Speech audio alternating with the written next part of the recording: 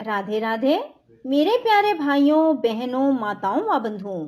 आज शनिवार के दिन मैं आपके लिए लाई हूँ शनिवार की कथा। बंधुओं, शनिवार की इस कथा को सुनने मात्र से आपके शनि दोषों का निवारण होगा। बंधुओं, यदि आपने हमारे चैनल को अब तक सब्सक्राइब नहीं किया तो जरूर करें और बेल आइकन दबाना ना भूलें, ताकि आपको हमारी आने वाली सभी वीडियोस की जानकारी सबसे पहले हो सके। बंधुओं, वीडियो को पूरी सुनने के बाद कमेंट बॉक्स में जय शनिदेव महाराज जरूर लिखें। बोलो शनिदेव महाराज की जय हो। एक समय की बात है। सूर्य, चंद्रमा, मंगल, बुध, बृहस्पति, शुक्र, शनि, राहु और केतु, इन नवग्रहों में आपस में विवाद हो गया कि हम सब में से सबसे बड़ा कौन है। जब आपस में कोई निश्चय ना हो सका तो देवराज इंद्र के पास सभी गए और कहने लगे, आप सब देवताओं के राजा हैं, इसलिए आप हमारा न्याय करके बताएं कि हम नवग्रहों में सबसे बड़ा कौन है। राजा इंद्र इनका प्रश्न सुनकर घबरा गए और कहने लगे, मुझ में सामर्थ्य नहीं है जो किसी को बड़ा या छोटा बताऊं। मैं अपने मुख से कुछ नहीं कह सकता। हाँ, एक उपाय हो सकता है। इस समय पृथ्वी पर राजा विक्रमादित्य बड़ा न्याय करता है, अतः आप सब जाकर उनसे फैसला करा लो। यह सुनकर सभी ग्रह देवता चलकर भूलोक में राजा विक्रमादित्य की सभा में आकर उपस्थित हुए और अपना प्रश्न राजा के सामने रखा। राजा उनकी बात सुनकर बड़ी चिंता में पड़ गए। मैं अपने मुख से किसको बड़ा और किसको छोटा बताऊं? जिसको छोटा बताऊंगा वही क्रोध करेगा। परंतु उनका झगड़ा निपटाने के लिए राजा ने एक उपाय सोचा और उसने सोना, चांदी, कांसा, पीतल, शीशा, रांगा, जस्ता, अभ्रक और लोहा धातुओं के 9 आसन बनवाए। सब आसनों को क्रम से, जैसे सोना सबसे पहले और लोहा सबसे पीछे बिछाए। इसके बाद राजा ने सब ग्रहों से कहा, आप सब अपने अपने आसनों पर बैठ जाएं। जिसका आसन सबसे आगे वह सबसे बड़ा, जिसका आसन सबसे पीछे वह सबसे छोटा जाने, क्योंकि लोहा सबसे पीछे था और वह शनि देव का आसन था। इसलिए शनि देव ने समझ लिया कि राजा ने मुझे सबसे छोटा बना दिया।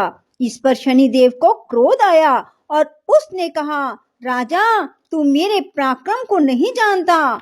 सूर्य एक राशि पर 1 महीना, चंद्रमा 2.25 दिन, मंगल 1.5 महीना, बृहस्पति 13 महीने, बुध और शुक्र 1 महीने, राहु और केतु दोनों उल्टे चलते हुए केवल 18 महीने रहते हैं। परंतु मैं एक राशि पर 2.5 और 7.5 साल तक रहता हूँ। बड़े बड़े देवताओं को भी मैंने भीषण दुख दिया है। राम जी को 7.5 आई तो वनवास हो गया, रावण को आई तो राम और लक्ष्मण ने सेना लेकर लंका पर चढ़ाई कर दी, रावण के कुल का नाश कर दिया। हे राजा, अब तू सावधान रहना। राजा कहने लगा, जो भाग्य में होगा देखा जाएगा। उसके बाद अन्य ग्रह तो प्रसन्नता के साथ चले गए, परंतु शनिदेव बड़े क्रोध के साथ वहां से सिधारे। कुछ काल व्यतीत होने पर जब राजा को 7.5 की दशा आई तो शनिदेव घोड़ों का सौदागर बनकर अनेक सुंदर घोड़ों सहित राजा की राजधानी में आए। जब राजा ने सौदागर के आने की खबर सुनी तो अपने अश्वपाल को अच्छे अच्छे घोड़े खरीदने की आज्ञा दी। अश्वपाल ऐसे अच्छे नस्ल के घोड़े देखकर और उनका मूल्य सुनकर चकित हो गया और तुरंत ही राजा को खबर दी। राजा उन घोड़ों को देखकर एक अच्छा सा घोड़ा चुनकर उस पर सवारी के लिए चढ़ा।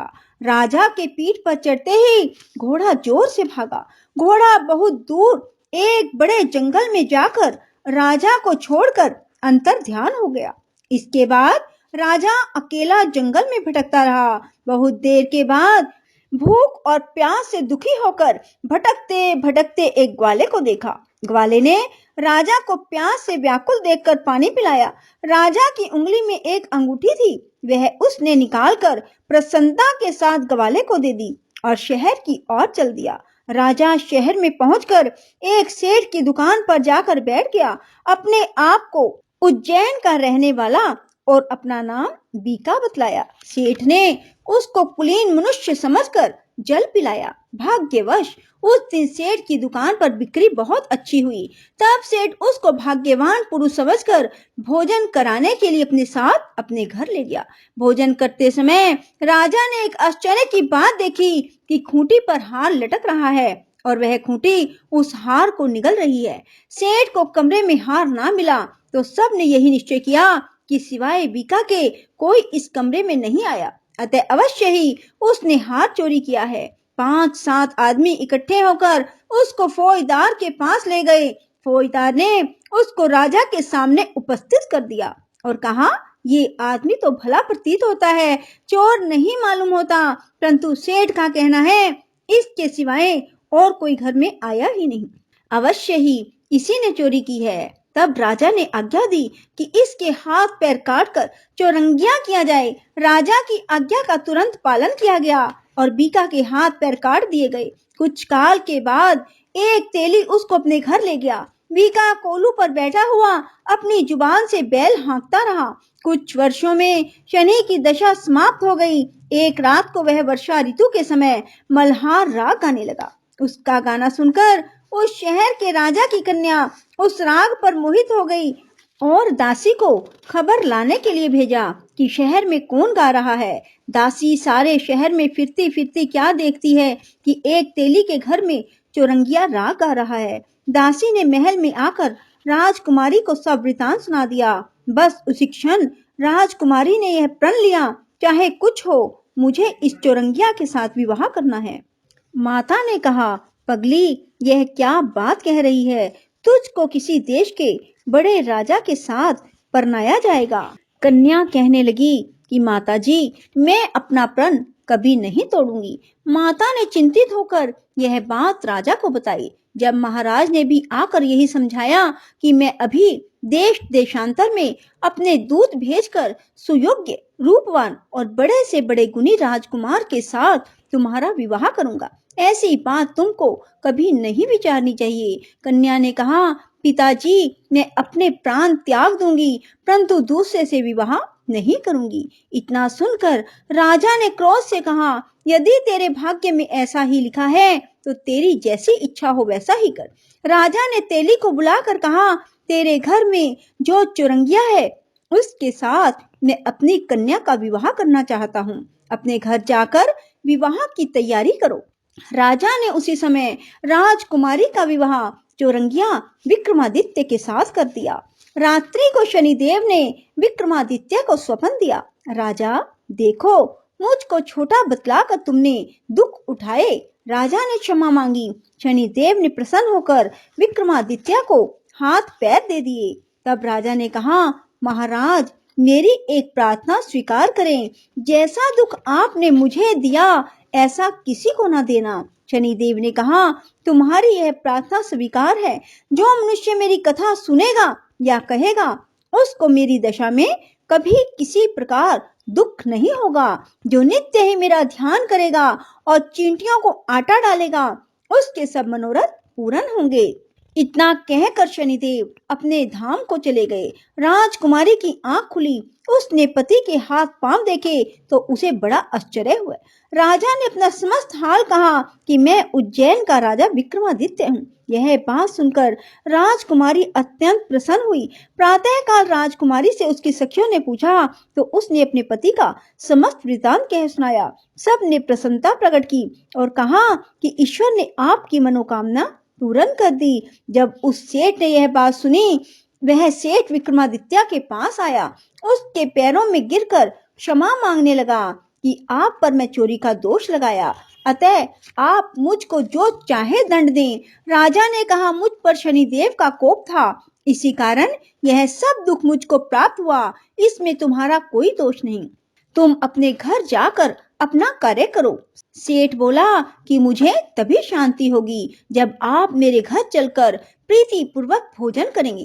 राजा ने कहा कि जैसी आपकी मर्जी हो वैसा ही करें। सेठ ने अपने घर जाकर अनेक प्रकार के भोजन बनवाए और राजा विक्रमादित्य को प्रीति भोज दिया। जिस समय वे भोजन कर रहे थे, एक अत्यंत आश्चर्य की बात सबको दिखाई दी। जो खूंटी पहले हार निकल गई थी, अब वह हार उगल रही है। जब भोजन समाप्त हो गया तो सेठ ने हाथ जोड़कर बहुत सी मोहरे राजा को भेंट की और कहा कि मेरे शिकवरी नामक एक कन्या है, उसका पानी ग्रहण आप करें। इसके बाद सेठ ने अपनी कन्या का विवाह राजा के साथ कर दिया और बहुत सा दान दहेज दिया। कुछ दिनों तक वहां निवास करने के बाद विक्रमादित्य ने शहर के राजा से कहा, अब मेरी उज्जैन जाने की इच्छा है। राजा और सेठ से विदा लेकर राजकुमारी मनभावनी, सेठ की कन्या शिकवरी दोनों जगह के दहेज में प्राप्त अनेक दास दासी, रथ और पालकियों सहित विक्रमादित्य उज्जैन की तरफ चले।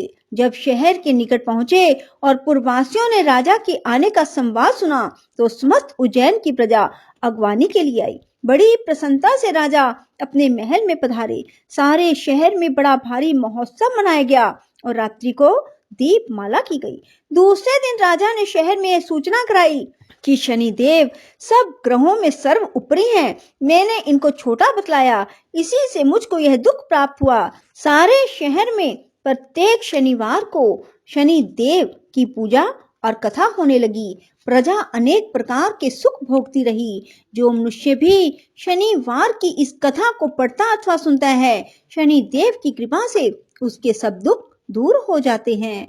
बोलो शनि देव महाराज की जय हो। राधे राधे, जय श्री कृष्णा। बंधुओं, यदि आपको हमारी वीडियो पसंद आए तो इसे लाइक करें और शेयर भी जरूर करें। धन्यवाद।